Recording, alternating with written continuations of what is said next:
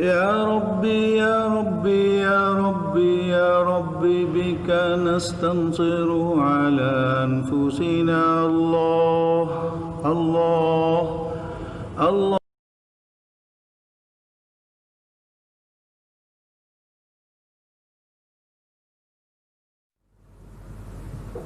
بسم الله الرحمن الرحيم.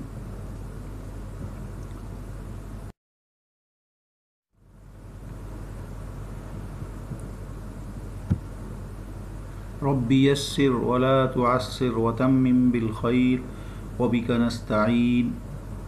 اللهم صل على محمد النبي الأمي وعلى آله وسلم تسليما. عزیز طلبہ، السلام علیکم ورحمۃ اللہ وبرکاتہ.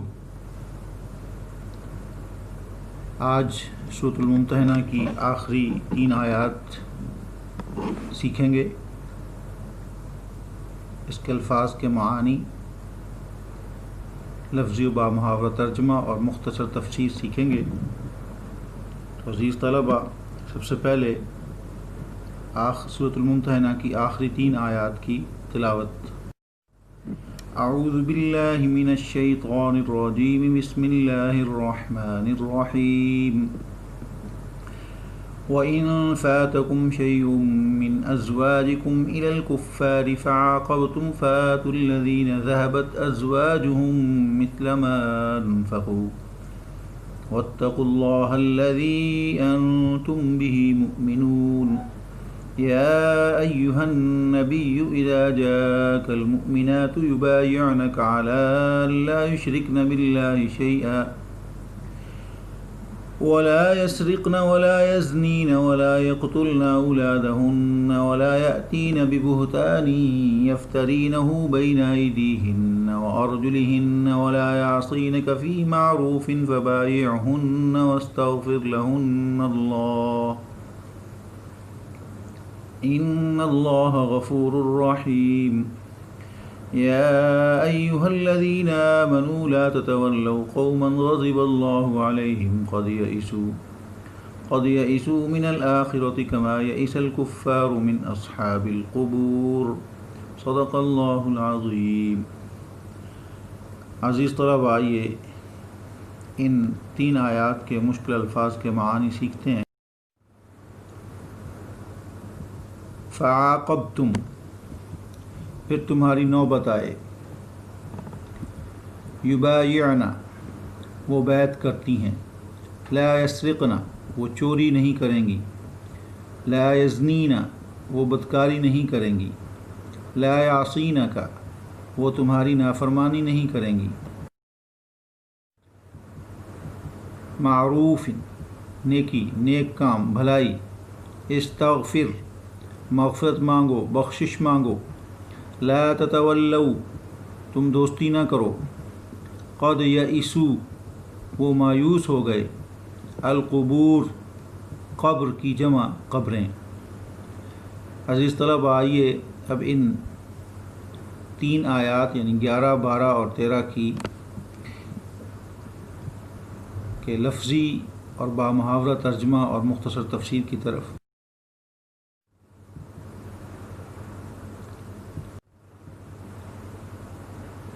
پہلا جملہ، وَإِن فَاتَكُمْ شَيْءٌ مِّنْ أَزْوَاجِكُمْ إِلَى الْكُفَّارِ. وَإِن، اور اگر، فَاتَكُمْ، چلی جائے.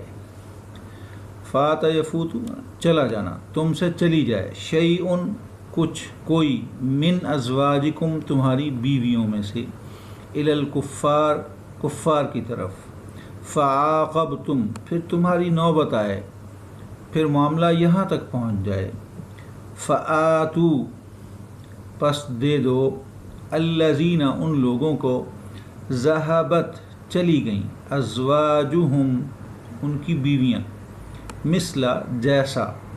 ما انفقوا، انہوں نے خرچ کیا. اس کی مختصر تفسیر. امام زہری رحمۃ اللہ علیہ فرماتے ہیں، حضرت عائشہ صدیقہ رضی اللہ عنہا سے روایت نقل کرتے ہیں، فرمایا اللہ تعالیٰ نے تمہیں حکم دیا ہے کیا حکم دیا؟ وَاسْأَلُوا مَا أَنفَقْتُمْ وَلْيَسْأَلُوا مَا أَنفَقُوا، کہ جو کچھ تم نے خرچ کیا ان سے مانگ لو اور جو کچھ انہوں نے خرچ کیا وہ تم سے مانگ لیں۔ تو مسلمانوں نے کفار کو خط لکھے، اللہ تعالیٰ نے ہمیں حکم دیا کہ اگر ہماری کوئی عورت تمہارے پاس آئے تو تم ہمیں مہر دو، اور اگر تمہاری کوئی عورت ہمارے پاس آئے تو ہم اس کا مہر تمہیں دیں گے۔ جواب میں انہوں نے مسلمانوں کو خط لکھے، جہاں تک ہمارا تعلق ہے تو ہم نہیں جانتے کہ تمہارا کوئی حق ہم پر ہے، اور اگر ہمارا تم پر کوئی حق ہے تو اسے ہماری طرف بھیج دو۔ تو اللہ تعالیٰ نے اس حکم کو نازل کیا۔ اس سلسلے میں حضرت ابن عباس رضی اللہ عنہ سے روایت ہے، وہ کل 6 عورتیں تھیں جنہوں نے اسلام چھوڑا اور مشرکوں کے ساتھ جا ملی تھیں۔ یہ مہاجر مسلمانوں کی بیویاں تھیں۔ نبی کریم صلی اللہ علیہ وسلم نے ان کے خامندوں کو ان کے مہر مال غنیمت سے ادا کیے تھے۔ اس جملے کا با محاورہ ترجمہ: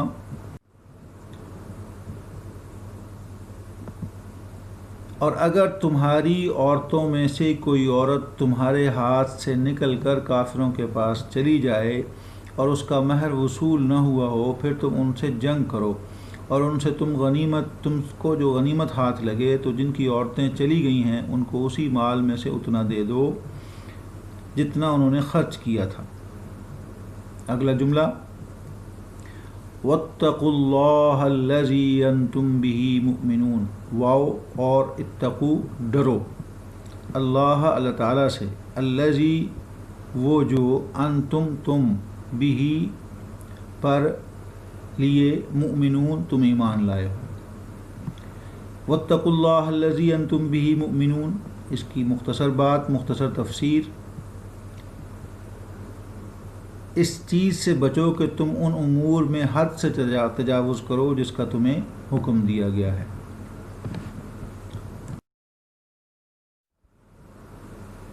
اس جملے کا با محاورہ ترجمہ: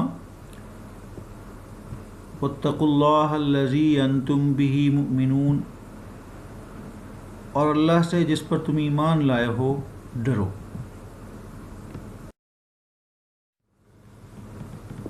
جی عزیز طلباء، اگلی آیت: یا ایہا النبی، اے نبی صلی اللہ علیہ وسلم، اذا جب، جاءک آئیں آپ کے پاس، المؤمنات مومن عورتیں، یبایعنک آپ سے بیعت کرنے کے لیے، علی پر، ان کے، لا یشرکن شرک نہیں کریں گی، شریک نہیں ٹھہرائیں گی، باللہ اللہ تعالیٰ کے ساتھ، شیئن کسی کو، کسی چیز کو یا کسی کو بھی، ولا یسرقن اور چوری نہیں کریں گی، ولا یزنین اور زنا نہیں کریں گی، بدکاری نہیں کریں گی، ولا یقتلن اولادہن اور اپنی اولاد کو قتل نہیں کریں گی، ولا یاتین اور نہیں لائیں گی، نہیں آئیں گی، ببہتان کسی بہتان کے ساتھ، یفترینہ گھڑ کے اسے بنا کے، بینہ درمیان،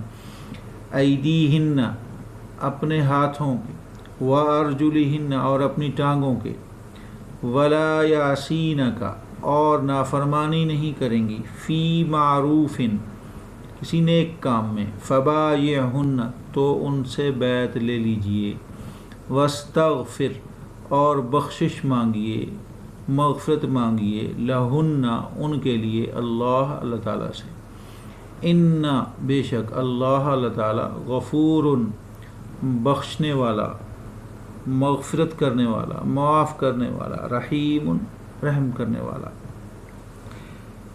اس آیت کی مختصر تفسیر: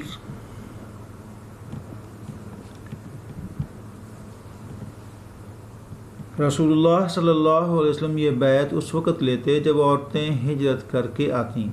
علاوہ ازیں فتح مکہ والے دن بھی آپ صلی اللہ علیہ وسلم نے قریش کی عورتوں سے بیعت لی۔ بیعت لیتے وقت آپ صلی اللہ علیہ وسلم صرف زبان سے عہد لیتے، کسی عورت کے ہاتھ کو آپ صلی اللہ علیہ وسلم نہیں چھوتے تھے۔ حضرت عائشہ رضی اللہ عنہا فرماتی ہیں، اللہ کی قسم بیعت میں نبی صلی اللہ علیہ وسلم کے ہاتھ نے کبھی کسی عورت کے ہاتھ کو نہیں چھوا۔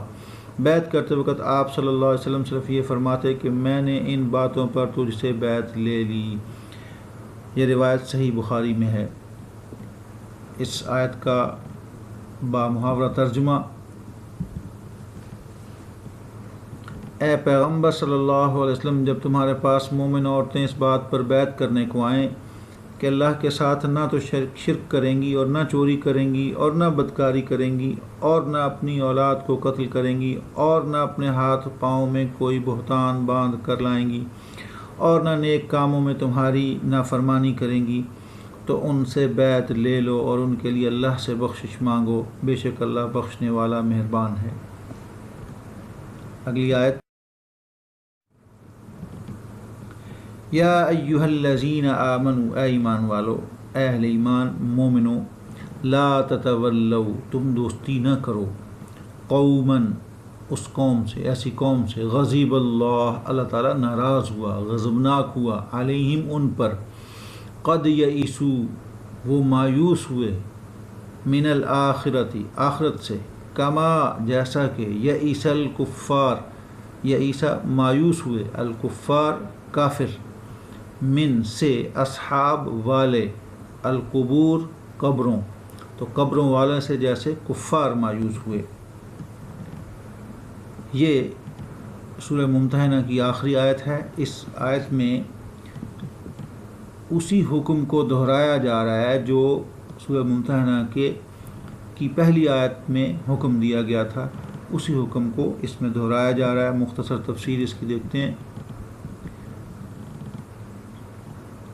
اس صورت کی ابتدا میں جو حکم تھا وہی انتہا میں بیان ہو رہا ہے کہ یہود و نصارہ اور دیگر کفار سے جن پر اللہ کا غضب اور اس کی لعنت اتر چکی ہے اور اللہ کی رحمت اور اس کی شفقت سے دور ہو چکے ہیں، تم ان سے دوستانہ اور میل ملاپ نہ رکھو۔ وہ آخرت کے ثواب سے اور وہاں کی نعمتوں سے ایسے نا امید ہو چکے ہیں جیسے قبروں والے کافر۔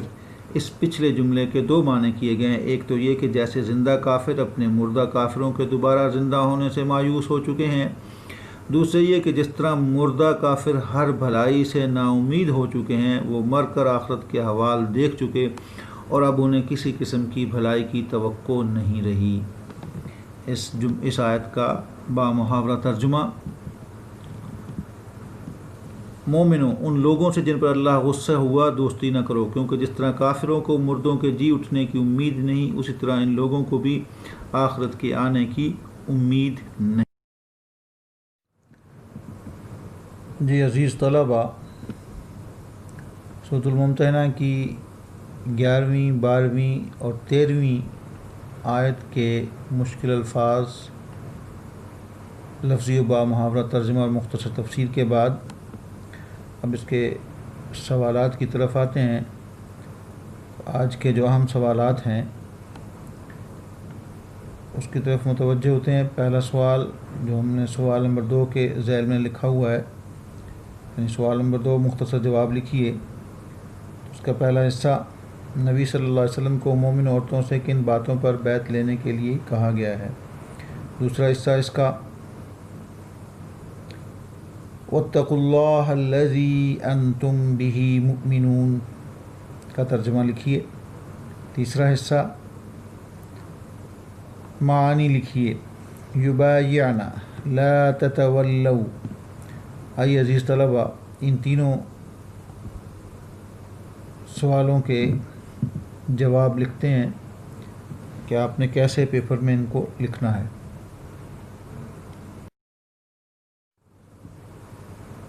سوال نمبر 2، مختصر جوابات، پہلا حصہ، پہلے حصے کی ہیڈنگ، مومن عورتوں سے بیعت۔ نبی اکرم صلی اللہ علیہ وسلم کو مومن عورتوں سے مندرجہ ذیل باتوں پر بیعت لینے کے لیے کہا گیا ہے۔ نمبر 1، اللہ کے ساتھ شرک نہیں کریں گی۔ نمبر 2، چوری نہیں کریں گی۔ نمبر 3، بدکاری نہیں کریں گی۔ نمبر 4، اپنی اولاد کو قتل نہیں کریں گی۔ نمبر 5، اپنے ہاتھ پاؤں میں کوئی بہتان باندھ کر نہیں لائیں گی۔ نمبر 6، نیک کاموں میں آپ صلی اللہ علیہ وسلم کی نافرمانی نہیں کریں گی۔ دوسرا حصہ، ترجمہ، اور خدا سے جس پر تم ایمان لائے ہو ڈرو۔ جواب کے بعد سپریٹر لائن ضروری ہے۔ تیسرا حصہ، الفاظ کے معانی، یبایعنا، وہ بیعت کرتی ہیں، لا تتولوا تم دوستی نہ کرو، اس کے بعد سپریٹر لائن یعنی اینڈنگ لائن ضرور لگائیں۔ جی عزیز طلبہ، اللہ تعالیٰ عمل کی توفیق عطا فرمائے اور قرآن سیکھنے کی اور دوسروں کو سکھانے کی توفیق عطا فرمائے۔ اللہ تعالیٰ ہمیں اس قرآن پاک کو اپنے لیے مشعل راہ بنانے کی توفیق عطا فرمائے۔ ربنا تقبل منا انک انت السمیع العلیم وتب علینا انک انت التواب الرحیم وما علینا الا البلاغ المبین۔ عزیز طلبہ، آج کے سبق میں ہم نے جن تفاسیر سے استفادہ کیا ان تفاسیر کو دیکھتے ہیں کون کون سی تفاسیر ہیں۔ اگر آپ ان سے فائدہ حاصل کرنا چاہتے ہیں تو مطالعہ کیجیے، آپ کے لیے بہت مفید ہوں گی۔ یہ تفاسیر اردو میں باقاعدہ دستیاب ہیں۔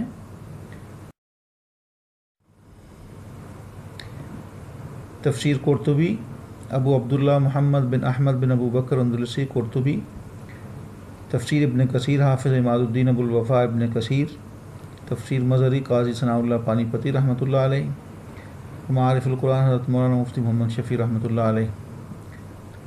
جی عزیز طلبہ، اللہ تعالیٰ عمل کی توفیق عطا فرمائے۔ وما علینا الا البلاغ المبین۔